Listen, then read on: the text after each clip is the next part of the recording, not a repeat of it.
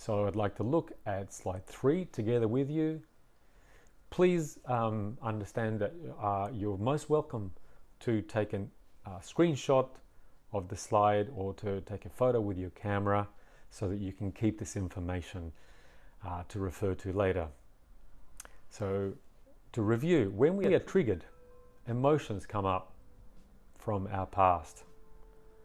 Now this alters how we see our children and how we see ourselves. It changes our vision. We begin to see the past, our own past, superimposed over the present moment.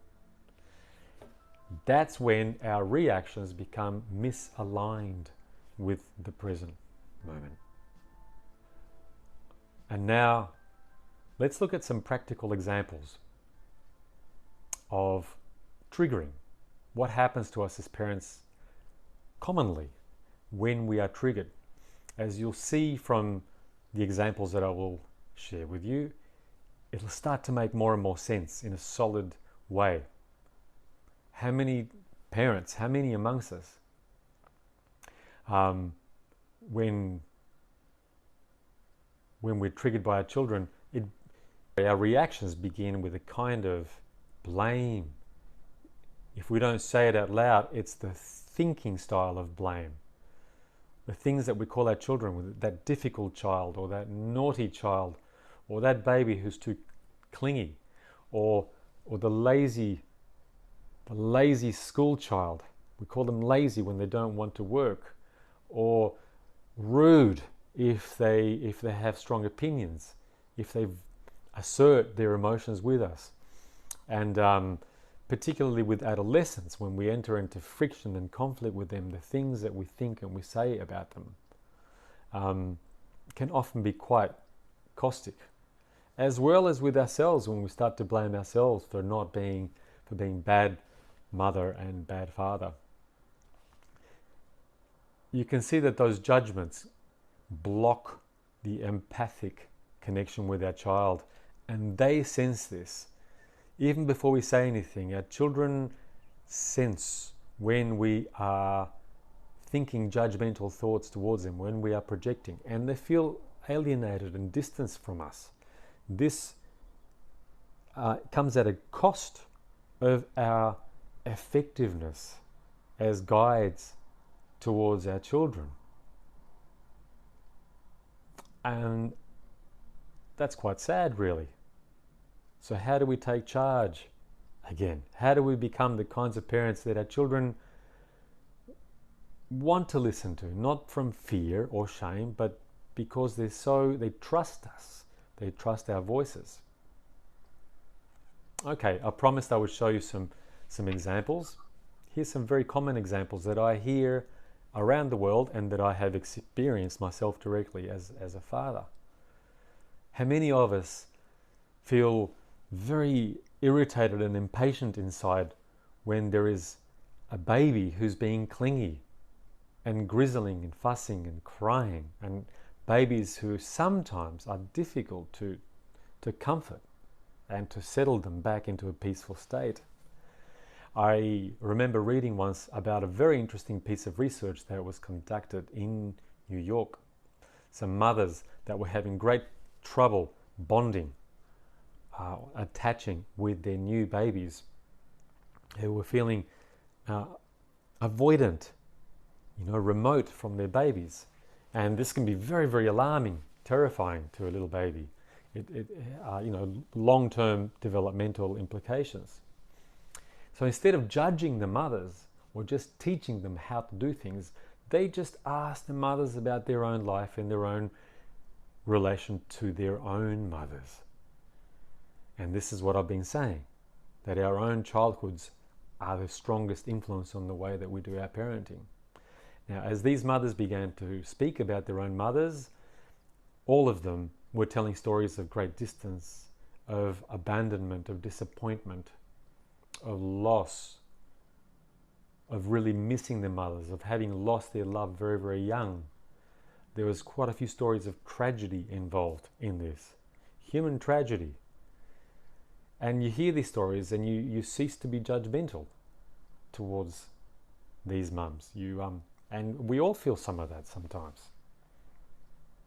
Now, what's really so interesting, this is where this kind of inner child healing work becomes so powerful. As the mothers were telling their story, they began to grieve. They felt the sadness in their hearts and they began to grieve. A lot of them cried openly. And they cried in the presence of somebody who showed them compassion.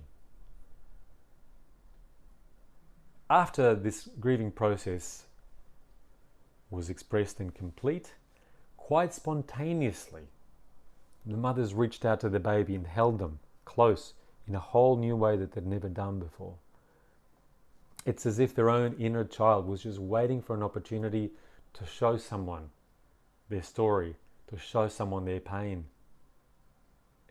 In a way, that's like a moment of being mothered, the inner baby being mothered with empathic attention. And look at how quickly that enabled them to pass on the love. There's so many stories like that.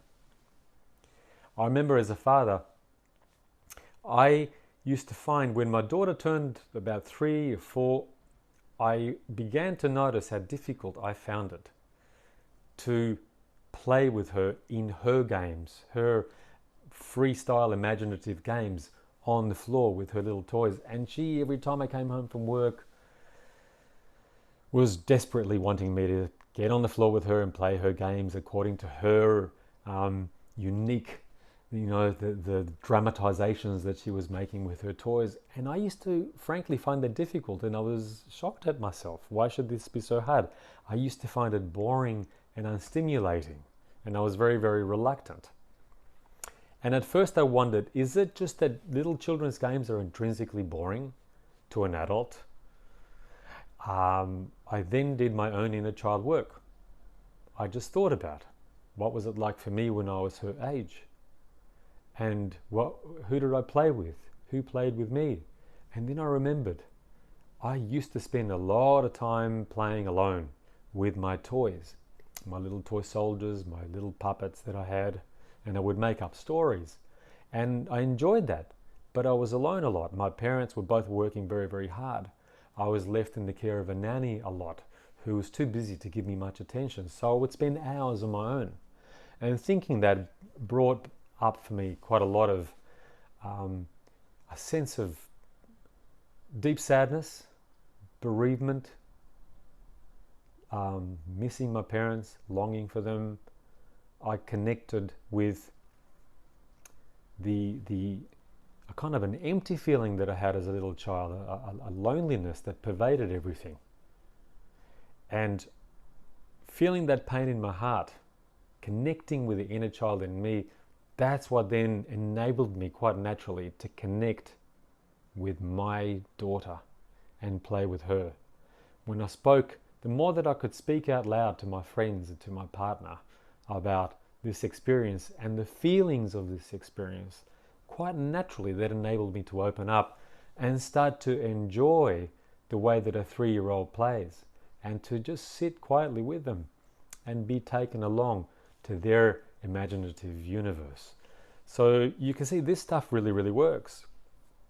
So many parents, here's another example, when their toddler has a tantrum, as they all do, because their emotions are too big for them and they feel out of control.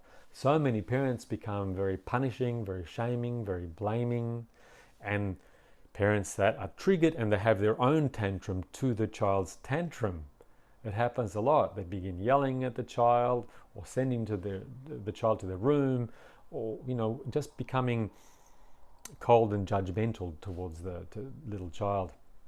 And as I've worked with parents who find that challenge occurs a lot when they're faced with their toddler, when I ask these parents about their own childhood and how did their parents treat them when they had a tantrum, suddenly all is revealed.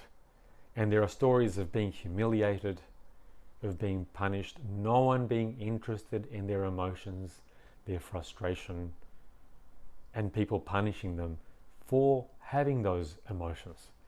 And when you feel you connect to the pain of your own childhood, these parents start to really become a lot more sensitized to the message that is inside their own children's tantrum.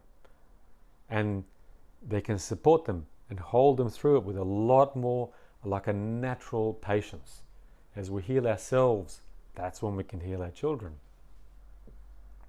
I've spoken to so many fathers who get angry with their children or their adolescents and call them all kinds of names and shame their children, scream at their children, punish their children. But the moment that that father or mother remembers how they felt when they were being punished and screamed at, and just for a moment to connect with that, the humiliation that they felt, they start to realize that they're just replaying the past and passing it on to their child.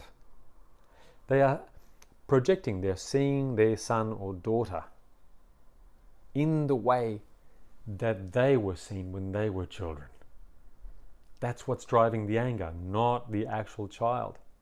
So remembering these emotions, feeling the pain of their own childhood, opens them up to become more effective, more sensitive, better listeners towards their children. And we need to be able to do that. It's the empathy towards our child that then encourages them to open up to us, to trust us, and to follow our guidance. I speak to so many parents these days. This is one of the current planetary crises, actually, that children are disappearing in front of their screens, especially during times of recently the COVID crisis, when we spent months locked up at home and children's childhoods being lost into looking at a screen and playing on-screen games, etc., etc., etc. So many parents are worried about that. And because this is unprecedented, and we're not sure what to do, and our children get so addicted, we tend to react with anger, we tend to be very brusque in the way that we remove the screens and we make them feel ashamed, and it's like it's a battle. And what we find difficult in this battle with our children about screen is how to win their collaboration so that they want to self-discipline around screen time. One of the most helpful things, over and above learning the method of nonviolent communication with our children, because that's important too. But when I like to ask parents, what was it like for you as a little child when you discovered television? And that's so useful. So many people start to recall the sense of magic and the addictive quality that you just want to watch more and more and more. Perhaps if you're of a certain age, you didn't quite have a computer as a child, but there was a television in the house, most definitely. And understanding how we felt in front of the television helps us to understand our child from the inside, so that when it comes time to putting limits on their screen time, that we can do so with the voice of empathy. It liberates our heart to say, look, I really, really understand how hard it is to give up the screen. I'm on your side, son or daughter. I understand why you love it so much. But I will explain to you why too much can really hurt you, and that's why I need you to put the screen away. Also, understanding our own childhood helps us in another way. What would have helped me as a little boy, or if you are a little girl perhaps, what would have helped us to want to move away from screen when we were children? What would have helped us? If you imagine that, that will give you some clues about what will help your child. Strong, rich opportunities to be creative and playful without screen. Exciting opportunities and interpersonal contact, playing together, having a whole repertoire of games that are exciting, inviting, where there's the warmth of interaction, whether it's sport or running through a forest together or climbing things. Connection. And that powerful invitation works better than just removing, prohibiting without the underlying empathy. So remembering what we needed as children, connecting with what we needed as children, that's what fuels our inexhaustible capacity to be present for what our children really need, and that's how we can reach them in a way that they will listen. I'll give you one final example. I recall when my daughter reached the age of adolescence, and as most adolescents do, they get very cocky and full of opinions, and some of their choices can be very, very frightening to us parents. We worry for their safety in the world for so many reasons. Now, a number of times I saw myself becoming reactive in a way that was not usual for me, and that I would yell, I would jump, I would be explosive, and in a way that really did not make my daughter want to listen to me. Okay, she would go away from me, she would shut the door. And you know, if you've got adolescents at home, I'm sure you might be familiar with that kind of story.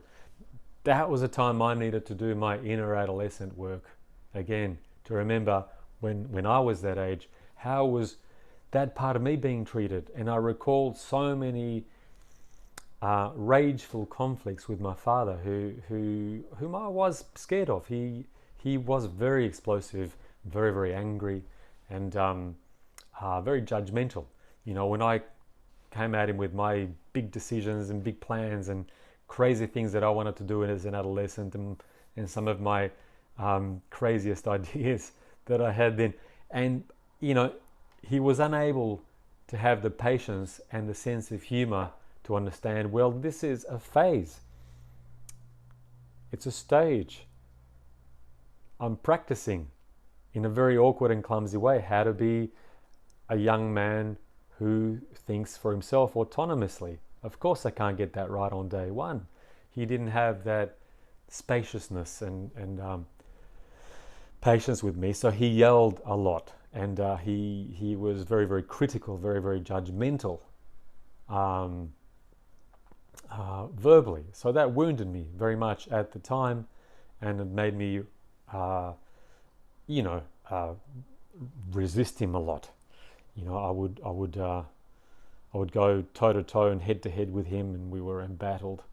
And it was necessary that I recall how that felt for me, so that I can heal that part of my inner adolescent, understand through that what my daughter needs when she's in that phase, and to have the space inside me to be able to pass that on. So you can see all of us have these opportunities to grow. Our children bring us the lessons by triggering us.